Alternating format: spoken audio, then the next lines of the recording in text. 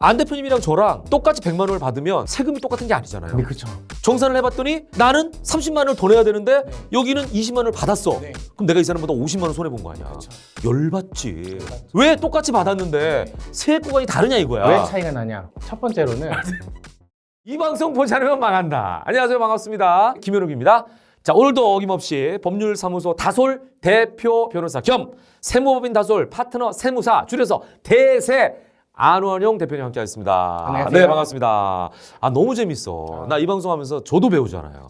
배울 수밖에 없어요. 왜냐면은 이게 다 법률적인 용어고 또 세무적인 부분들도 우리가 깊이 있게 모르기 때문에 들으면 들을수록 저도 도움이 되고 아마 이 방송 보시는 분들도 똑같은 말씀하실 거예요. 그래서 자, 오늘도 본격적인 얘기 들어가기 전에 여러분들 궁금하신 부분들 더 있으시면 댓글로 좀 많이 남겨주십시오라는 부탁 말씀과 함께 더불어서 댓글 이외에 구독, 좋아요, 알림 설정 꼭 해주시길 부탁드립니다. 그럼 제가 새로운 내용들 계속 업그레이드 할 때마다 여러분께 알려드릴게요. 저희와 함께 계속 팔로우업을 하셔야 빠지지 않고 모든 세무에 대한 상식을 여러분께서 얻어갈 수가 있다는 거 다시 한번 강조드리면서 오늘도 기분 좋게 출발합니다. 자, 오늘은 이 얘기 좀 해보겠습니다.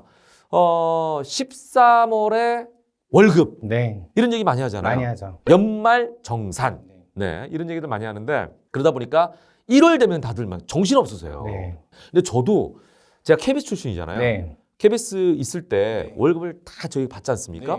그러면은 요때 굉장히 좀 귀찮아요. 귀찮죠. 사실은 보니까 별로 넣을 것도 없어. 네. 그때는 제가 결혼 전이라 네. 별로 넣을 게 없어요. 네. 근데도 불구하고 뭔가를 다 하면은 절세가 이게 되는 건지 안 되는 건지 효과를 딱히 못 느꼈거든요. 네. 그러니까 내가 잘못한 게 아닌가 싶기도 하고. 그렇죠. 네, 이런 그 요령들을 좀 알려주시면 좋을 것 같은데 자, 일단 연말 정산에 대해서 간단하게 좀 스타트를 해주시죠. 네, 연말정산이란 게 아마 이제 KBS 다니시면서 이제 급여를 받으셨을 텐데 네네. 아시지만 원천징수라고 해서 네. 세금을 일정 부분을 떼놓고 미리 떼고 월급을 주죠. 맞아요. 세금을 이제 월급을 네. 받으셨을 겁니다. 네. 그걸 이제 1년 동안 다 세금을 일정 부분 떼놨는데 그렇죠. 일시분 이제 네. 일정 부분 떼놨는데 이제 이 부분에 대해서 내가 정말 내야 될 세금이 얼마인지를 정확하게 확인하는 과정이 저희가 연말정산인 거고. 그러니까 임의적으로 네. 어떻게 할지 모르니까 네. 예를 들어서 네가 100만 원을 받는다. 네. 그럼 매달 나는 너한테서 10만 원씩 떼놓게 빼고 90만 원. 해서 이제 120만 원을 떼놓는 거죠. 네, 맞아요. 국세청에서? 네, 국세청에서 떼놨었고 뗐는데 내가 낼 세금이 네. 알고 봤더니 100만 원이었다. 그러면 20만 원을 돌려주는 거고. 그 다음에 아니 너 낼 세금이 150만 원이다 라고 하면 30만 원을 더 내야 되는. 네, 2월달 급여를 받으실 때 30만 원을 또 징수 받은 다음에 원천 징수하고. 야, 국세청 철저하네. 내가 내라고 하면 안 낼까 봐. 그렇죠. 월급 있을 때 미리미리. 가네. 네, 미리미리 떼놓은 거고.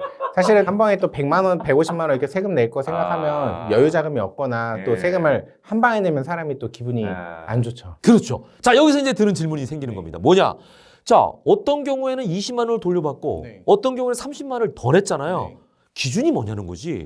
기준은 사실은 제가 말씀드린 것처럼 결국 원천 징수를 얼마를 했느냐, 네. 얼마를 지금까지 했고, 그 다음에 네. 결국 내가 최종적으로 납부할 세액이 얼마냐인데, 네. 내가 납부할 세액을 구할 때는 이제 저희가 이제 기본 공제부터 해서 소득 공제를 하고, 그 다음에 거기다가 이제 세율을 곱한 세액에다가 저희가 이제 또 등장할 세액 공제를 빼서 결국 내가 납부할 세액이 총 얼마인지를 정확히 계산을 하는 건데, 근데 이제 여기서 중요한 게 그러니까 지금 중요한 거 말씀하시려는 게 혹시 이거 아닌가 싶은데 안 대표님이랑 저랑 똑같이 100만 원을 받으면 세금이 똑같은 게 아니잖아요. 네, 그렇죠. 정산을 해봤더니 달라요. 나는 30만 원을 더 내야 되는데 여기는 20만 원을 받았어. 그럼 내가 이 사람보다 50만 원 손해 본 거 아니야. 그렇죠. 열받지. 열받죠. 예. 왜 똑같이 받았는데 세액 구간이 다르냐 이거야. 왜 차이가 나냐? 첫 번째로는 사실 근로자분들이 잘 모르실 수 있는데 네. 실제로 월급이 다를 수 있어요. 둘이 같은 회사고 응. 그러지만 실제로 상여가 다를 수 있다. 같은 회사에서. 왜? 같이 입사하고 같은 나이고 같은 성과금이 다를 수 있어요. 같은 아나운서인데 네. 왜 나보다 더 준 거야? 그럴 수가 있고 첫 번째. 두 번째로는 네. 우리가 공제라는 게 네. 사실은 저희가 기본 공제부터 생각을 네. 해보면 우리가 가만히 혼자 본인만 있어도 150만 원을 기본 공제 받거든요. 네. 근데 저같이 이제 만약에 제가 결혼을 안 하고 음. 아나운서님 결혼하셨잖아요. 아, 자녀들 있고. 그렇죠. 배우자가 있고 응. 자녀가 둘이 있고 네. 그다음에 만약에 부모님 두 분 다 복양. 소득이 없어요. 만약에 네, 그럼 네. 부모님 두 분까지 넣으면 지금 아나운서님은 6명에 대한 기본공제를 받으세요. 그러면 난 효자네. 아나운서님은 900만 원, 저는 150만 원밖에 공제를 못 받아요. 아. 그럼 그 차이가 벌써 750만 원입니다. 만약에 그런 경우 네. 반대로 네. 이러함에도 불구하고 안 대표님이 더 받을 수도 있나요? 그런 경우는 없습니까? 아, 거의 없죠. 거의 없다. 네. 어. 일단 그러니까 부양 가족이 많으면 일단 유리하죠. 기본 공제가 사실 굉장히 큰 공제이기 때문에 그러네. 일단 첫 번째로는 기본 네. 공제가 굉장히 차이 나고요. 기본 공제가 세네. 셉니다. 예. 근데 이제 저희가 기본 공제를 할 때 중요한 점은 음. 연간 음. 소득이 100만 원 이하여야 돼요. 에이? 좀 당황스러우시죠? 부모님이 일을 하고 계신다. 그러면 기본 공제 대상자가 안 됩니다. 와이프가 잠깐 알바를 했는데 그 소득이 꽤 된다. 예, 그 이제 사업소득이죠. 네, 연간 100만 원. 근데 연간 100만 원 사실 너무 작은데? 라는 생각이 드시죠? 그렇죠. 너무 기준이 낮은 거 너무 아닙니까? 낮죠. 있으나 마나한 기준 아닙니까? 근데 만약에 부모님이 네. 퇴직을 하셔서 소득이 없었어요. 네. 근데 이번에 집을 하나 파셨어요. 만약에 10억에. 예? 소득이 생겼잖아요. 그러네. 기본공제 대상자 될 것 같아요? 안 될 것 같아요? 근데 이거는 일시적인 소득이잖아요. 일시적 소득이니까 될 것 같아요. 원래 갖고 있는 네. 근데 본인이 지금 월급을 고정적으로 받거나 하는 게 아니잖아요. 네. 그래도 저희가 양도소득도 소득이거든요. 그럼 그 해에는 안 되는 거예요? 그게 안 돼요. 그럼 그 다음에는 되고? 되고. 그러다 보니까 야, 이게 되게 어렵네. 근데 또 재밌는 건 우리 아시죠? 1세대 1주택 비과세. 예. 그럼 비과세 만약에 12억 이하여가지고 비과세가 됐다. 예. 그러면 사실은 그 낼 세금이 혜택을 많이 본 없잖아요. 거예요. 그러면은 사실은 기본공제 대상자에 또 해당이 됩니다. 아, 세금을 안 내면 오히려? 네, 저희가 그 어? 나는 지금 반대로 생각했거든요. 네. 12억이나 혜택을 줬으니까 너는 좀 빠져라. 근데 저희가 이럴 줄 알았더니 그게 아니라 공제를 받은 그 기준 자체가 네, 종합소득금의 100만 원 이하에서 아. 저희가 과세 표준 자체가 비과세로 빠졌기 때문에 아. 양도소득. 근데 문제는 이분이 얻는 이득과 상관없이 네. 과세냐 비과세냐가 중요한 맞아요. 거예요. 근데 사실 저희가 이제 연말정산 해보셔서 알겠지만 서류를 다 떼고 네. 그 기본공제 대상자를 이제 저희가 전달해서 회계팀에 넘기잖아요. 네. 그때 우리 부모님 소득이 있는지 없는지 어떻게 알아? 어떻게 알아요? 이번에 집 팔았는지 말 안 하고 파셨어요, 그렇지. 만약에. 그러면 나한테 주기 싫으실 수도 있잖아. 그렇죠. 또 배우자가 갖고 있던 오피스텔이 하나 있었는데 응. 그 오피스텔 팔았는데 몰랐어요, 만약에. 아, 둘이 별거 중이야. 그거 어떻게 알아? 모르죠. 본인 혼자 먹고 살려고 팔았을지 어떻게 알아요? 그러면 응. 사실은 기본공제 대상자를 어떻게 보면 적용하지 말아야 될 걸 적용한 케이스가 돼버릴 수 있는데 이 모든 요건은 본인이 챙기셔야 돼요. 어쩔 수 없이. 어쩔 수 없이. 그리고 본인이 만약에 몰랐다 하면 나중에 추징되거나 할 때도 불이익은 억울하지만 결국 내가 책임을 져야 되는데 현실적으로 저희가 기본공제 대상자가 소득이 이렇게 부모님이 있었는지 없었는지 이런 것들을 정확하게 다 정말 국세청이 파악해서 추징을 할 수 있느냐라고 하면 현실적인 어려움도 있기 때문에 뭐 지금까지 난 넣었는데 문제 없었다라고 생각하시는 분들은 아직 추징이 안 된 걸 수도 있습니다. 그렇지. 이거는 100% 장담할 수는 없다. 없죠. 당연히 원래 그렇죠. 요건에 충족한 그렇죠, 분만 그렇죠. 넣는 게 맞습니다. 그러니까요. 예. 그거를 뭐 지금 너무 바빠가지고 놓쳤을 수는 있으나 언젠가는 나올 가능성도 있다. 그럼요. 추징될 가능성도 그러니까 있습니다. 그거를 배제할 수는 없다. 이 부분이 이제 포인트인 것 같아요. 자, 그렇다면은 이제 중요한 부분입니다. 이제 지금 많은 분들이 작년 2023년 연말정산을 앞두고 있단 말이에요. 맞습니다. 예, 근데 이번에 뭐 바뀐 부분들이 있다면서요? 바뀐 부분이 있습니다. 네. 특히 많은 분들에게 적용되는 게 신용카드 저희 공제거든요. 네. 근데 신용카드 공제도 그 퍼센테이지가 있잖아요. 맞습니다. 퍼센티지가 올라갔어요. 대중교통에 대해서는 네. 대중교통 이용분에 대해서 원래는 40%였는데 네. 그게 80%로 올라갔고요. 저희가 코로나 때 곱하기 2가 됐네. 맞습니다. 또 근데 사실 대중교통 이용 금액 다 합쳐봤자 사실은 네. 또 너무 큰 금액은 아니니까 네. 사실 그 이득 보는 게 좀 그렇게 큰 그러니까 금액은 상한선이 있는 거죠, 그것도. 뭐 상한선도 이제 있죠. 있긴 예를 들면 합니다. 한도가 대중교통을 있습니다. 내가 막 어마어마하게 타고 다녀가 한 달에 1,000만 원 나와. 아, 맨날 택시만 그것도 저 모범 택시만 타고 다녀 막. 그러니까 극단적인 예를 드는 거예요. 그러면 안 될 거 아니에요. 네, 대중교통이 사실 저희가 이제 지하철이랑 버스 그러니까. 이제 이것만 모범 택시 제가 볼 때 안 들어갈 것 같습니다. 야, 이제 되게 중요한 질문했네. 택시도 대중교통이라고 얘기하잖아요. 아, 택시 대중교통이죠. 근데 이거 안 들어가요? 네, 안 들어가요. 그러면 지하철하고 버스만 들어가요? 네, 야, 내가 이거 안 짚었으면 다들 택시 탄 것도 다 넣었을걸요? 넣었었죠. 그래서 저희가 일단 그 이제 사용한 금액에 대해서 아마 대중교통은 40%에서 80%로 올라갔고, 그다음 저희가 코로나 때 어려웠던 업종, 이제 저희가 극장, 이제 영화관 이쪽 되게 어려우시잖아요. 문화비 쪽이랑 저희가 항상 전통시장에 대해서도 저희가 정부가 항상 그런 이용을 장려하려고 재래시장. 하거든요. 그래서 그쪽은 10%씩 이제 한도를 이제 공제율을 늘렸는데 또 특이하게 여기는 4월 1일 지출분부터예요. 2023년 전체가 아니라 2023년 4월 1일 4월 1일? 지출. 그날이 무슨 날인데? 만우절인데? 그러니까 저도 그냥 거짓말 아니에요? 아니요 진짜입니다.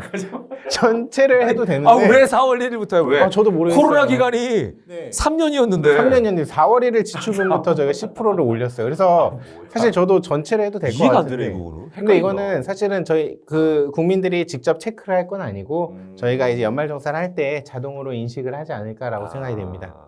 야, 이거 그래도 좀 헷갈리는데. 네, 헷갈리죠. 네. 그래서 이 부분에 대해서 하지만 저희가 이제 연말정산 해보셔서 알지만 네. 옛날에는 저희가 서류를 다 직접 뗐어야 됐는데 요즘은 홈택스에서 네. 다 불러오기가 가능합니다. 맞아요. 뭐가 썼다 뭐 누르면은 하나도 없는 건 안 나오고 뭐 의료비 하면 딱 나오고 네. 딱 나오고 하더라고. 그 연말정산할 때 네. 가장 깜짝 놀라는 부분이 뭐냐? 네. 1년 동안 내 카드 사용해. 진짜 나도 그거 깜짝 놀랐어요. 놀래요. 왜? 내가 이렇게 많이 썼어? 매달 저희가 카드 이제 네. 대금 결제할 때는 카드사도 여러 개고 뭐 네. 이러다 보니까 그냥 한 분산돼 달에 있잖아. 네, 내가 얼마 쓰는지 몰랐어요. 체크카드도 그냥 바로바로 결제돼. 근데 연말정산 때 딱 내 카드 사용에 눌러보고 네. 다들 깜짝 놀래요. 네. 내가 월급만큼 썼다니 그러니까. 라고 놀라시죠. 나 여기서 번외 질문. 네. 세무사시니까 네. 세무사님은 숫자에 박잖아요. 네. 매달 본인이 쓰는 카드 사용액을 정확하게 알고 있다 없다. 모릅니다. 이거 똑같네 우리랑. 아무도 몰라요. 네. 따로 가계부를 써야 아는데. 똑같이 노네. 네, 저도 가계부를. 똑같이 쓰고 놀라요? 있어요. 네, 저 마지막에? 놀래요. 카드 사용액에. 매년 늘어나고 있습니다. 매년.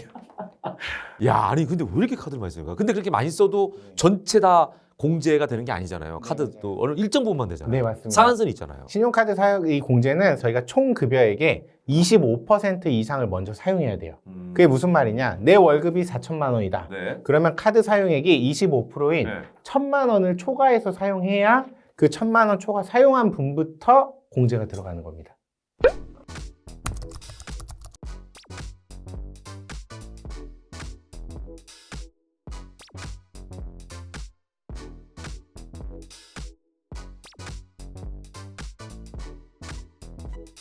아, 이거는 나는 반대로 생각했네. 왜요?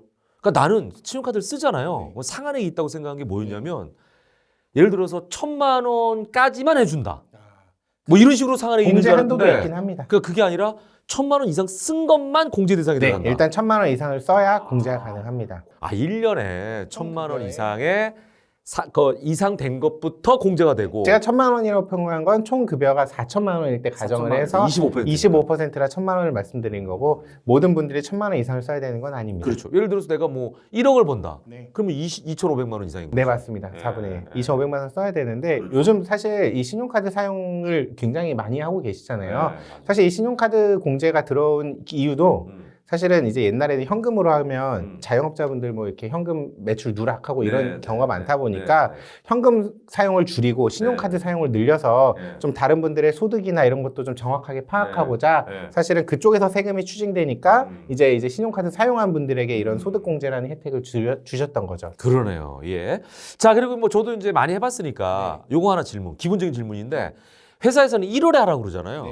근데 제가 이제 프리랜서잖아요. 물어보니까 2월에 해도 된다고 하더라고. 그건 뭐예요? 이게 질문이야. 연말정산이라는 게 네. 2월 급여를 지급할 때 네. 저희가 이제 연말정산을 해서 네. 드려야 되는데 이게 국세청 홈택스에서는 1월 15일부터 연말정산 자료가 이제 다 불러올 수 있게 세팅이 됩니다. 1월 15일부터. 네, 그러니까 그러면- 1월 15일부터 30일까지 너무 짧잖아요. 어떻게 네, 보면. 맞아요. 그러면 이제 저희가 보통 이제 이거는 각 회사마다 다른데 네. 저희가 연말정산이란 자료를 회계팀이 요청하는 날까지 네. 전달을 하고 그럼 이제 2월 급여가 뭐 2월 말일에 주는 곳도 있고 3월 10일에 주는 곳도 있고 맞아요. 다양하죠. 그러면은 2월 급여가 만약에 2월 말일에 줘야 된다. 예. 그럼 말일에 줄 때 어쨌든 2월까지 모든 자료가 정리가 돼야 네. 내가 연말정산할 때 월급을 더 뗄지 아니면 월급에다 얹어줄지를 환급이 낼지를 알 수 있기 때문에 네네네. 저희가 보통 1월 말까지 자료를 달라고 하는 곳은 뭐 2월 급여가 좀 빨리 회계팀이 빨리 마무리해야 되는 경우도 있고 해서 네. 이거는 각 회사마다 다릅니다. 그렇지 않으면 2월까지 할 수도 있는 거고. 근데 2월 말까지 할 수도 있고 네, 그 이상은 넘어가면 안 되는 거죠.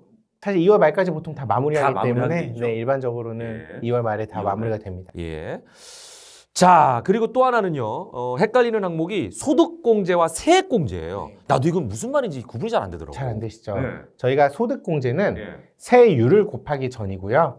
세액공제는 세율을 곱하고 나서 낼 세금에서 네. 세금을 즉 네. 직접 빼는 건데 네. 그 차이가 무슨 차이냐면요. 그것도 저희가 잘 이해가 안 되는데. 100만 원의 소득공제를 네. 똑같이 한다고 치면요. 100만 원 소득 100만 원 소득공제를 한다. 네. 근데 저가 적용되는 세율 구간은 예를 들어 10%고 네. 아나운서님이 적용되는 세율 구간이 20%다. 싫어. 그럼 반대로 할게요. 제가 적용되는 세율 구간이 네. 20%. 예를 들대로 날 짧게 알겠습니다. 해줘요. 작게 해드릴게요. 세율 구간이 만약 10%다 그러면은 네. 저는 100만 원의 20%인 20만 원의 세액공제 효과, 결국 소득공제 효과가 네. 세금을 20만 원 줄이는 효과가 생기고요. 소득공제 효과는 20만 원. 맞습니다. 네. 정확히는 소득공제를 100만 원을 빼지만 네. 제 세율을 20%를 곱하기 때문에 네. 그 효과는 20만 원인 거고 네. 아나운서님은 100만 원을 똑같이 뺐으나 네. 적용하는 세율 구간이 10%면은 네. 실제 그 효과는 10만 원밖에 못 누리신다는 겁니다. 아. 즉, 그럼 이거는 바꿨어야 되네, 얘를. 그렇죠. 내가 더 누리려면. 세율 효과 때문에 사실은 이게 저희가 그러니까 세율을 즉 헷갈린다. 그 소득공제는 그러니까 100만 원을 소득공제를 해줬어. 네. 해줬어. 그럼 100만 원을 받는 거예요? 아닙니다. 소득공제는 아까 말씀드린 것처럼 그 세율을 곱하기 전이기 때문에 100만 원에 대해서 방금 말씀하신 것처럼 그 공제를 한다면 저희가 20%그 세율 구간만큼을 곱해야 되기 때문에 사람마다 세 구간이 다 다른 다 거예요? 다르죠. 그 기준은 이제 뭐 정해져 있는 거죠? 그럼요. 저희 종합소득 세율 구간이 다 정해져 있습니다. 그러니까 예를 들어서 월급에 따라 다를 수도 있고 다 다를 수 다 있는데 다릅니다. 그 세 구간이 다르기 때문에 똑같이 예를 들어서 그 정산을 해서 냈어. 네. 그랬더니 여기 소득공제가 100 똑같이 나왔어. 네, 소득공제가 100 된다. 네. 요거 이제 기본적으로 소득공제 된다라는 어떤 베이스에 네. 그걸 다 100만 원을 주는 게 아니라 거기서 이제 결론적으로는 세액 구간이 다 다르기 때문에 세액을 곱해서 네. 안 대표님께는 20만 원을 돌려주고 네. 나는 10만 원을 돌려준다. 그 얘기예요? 맞습니다. 그러니까 과세 표준에서 줄이는 것 때문이고 방금 말씀하신 것처럼 만약에 세액공제가 50만 원이다. 네. 그러면 그때는 정말 낼 세금에서 50만 원을 바로 빼는 거기 때문에 네, 네. 아나운서님도 50만 원 빠진 거고 네. 저도 50만 원 빠진 거예요. 그거는 똑같아요. 그러다 보니까 소득공제는 세율이 높은 사람이 유리할까요? 세율이 낮은 사람이 유리할까요? 세율이 높은 사람이 유리하네. 높은 사람이 유리해요. 네. 그래서 소득공제 항목들은 네. 고소득자들한테 유리합니다. 그래서 사실은 소득공제냐 세액공제냐에 옛날에도 제가 공부할 때랑 네. 또 지금이랑 항목들이 많이 바뀌었어요. 소득공제 했던 게 세액공제로 넘어간 케이스도 있고 네. 이런 게 사실은 방금 말씀 주신 네, 것처럼 네, 네. 고소득자가 유리한 부분도 있고 하다 보니까 지금 소득공제 항목과 세액공제 항목은 그렇게 구분이 되어 있습니다. 그러면은 소득공제와 세액공제 중에 하나만 하는 거예요? 소득공제 항목이라고 구분이 법령이 따로 되어 있고 네. 그다음에 연말정산에 세액공제 같은 게 있습니다. 그러니까 두 개가 다 있는 거잖아. 다 있는 게 아니라 신용카드 소득공제 하면 걔는 신용카드 소득공제예요. 월세액 세액공제 하면은 걔는 그러니까 세액공제예요. 그 항목에 따라서 이게 소득공제냐 세액공제냐로 나뉘는 거네. 구분되어 있어요. 내가 고르는 게 아닙니다. 그러네. 그러니까 이게 그 구간들을 예를 들어서 국세청에서 정해놓은 거네. 입법자가 다 정해놓은 그러네. 거예요. 예를 들어서 소득공제는 네 월급에 따라서 소득공제인 거고 네. 세액공제는 신용카드 쓴 거에 따라서는 세액공제를 하겠다. 이런 식으로 정해놓은 거네. 네, 신용카드 소득공제. 근데 유불리를 좀 따져보자면 네. 고소득자인 경우에는 소득공제가- 소득공제가 약간 유리하다. 네. 그러면 저소득자인 경우에는 세액공제가 유리한 거예요? 세액공제가 유리하죠. 왜냐하면 당장 낼 세금 50만 원이 빠지면 네. 가처분 소득이 50만 원이 늘어나잖아요. 그러네. 그럼 50만 원이 더 생겼을 때 그 예. 효과는 예. 사실은 좀 저소득자분들에게 더 네. 큰 효과가 다가오겠죠. 똑같은 그러네, 50만 그러네. 원이어도. 야, 이거 하면 팔수록 재밌는데? 네, 그래서 네. 사실은 소득공제 항목에 대해서 오히려 고소득자분들은 더 신경을 쓰셔야 되고요. 네. 뭐 그렇게 해서 소득공제라고 해서 무시할 게 아니다. 예. 또 세액공제라고 해서 뭐 세액공제를 또 당연히 다 받으실 그렇죠, 건 그렇죠. 받으시겠지만 그러면 이제 이게 정리해보면 고소득자 입장에서는 소득공제 부분에 뭔가 자료를 좀 많이 제출해야겠네. 그렇죠. 자료가 그죠? 있다면 자료가 있다면 아주 그냥 싹싹 긁어 모아가지고 잘 제출해야 절세가 되는 거고. 절세됩니다. 예, 내가 조금 소득이 낮은 사람이다 그러면은 뭐 물론 똑같이 신경 예, 쓰지만 소득공제도 많이 뭐 준비를 해야겠지만 세액공제 부분을 좀 더 집중해가지고 많이 또 자료를 만들어서 제출하면 유리하다. 유리하다. 여러분 아시겠죠? 예, 이 밖에도 연말정산에 대해서 궁금한 점이 있다 하시는 분들은 아까 처음에 말씀드린 것처럼 댓글로 여러분의 질문을 남겨주시면 또 그 외에 궁금한 절세에 대한 사항들, 세금에 대한 사항들 남겨주시면 저희가 아주 솔직하고 재미있게 수다를 통해서 풀어드리겠습니다. 마지막으로 잘 아시죠? 뭡니까? 구독, 좋아요, 알림 설정 해주시고요. 연말정산에 관한 내용 이게 다가 아니죠? 네, 다 아닙니다. 더 있습니다. 다음 시간에 뵙죠.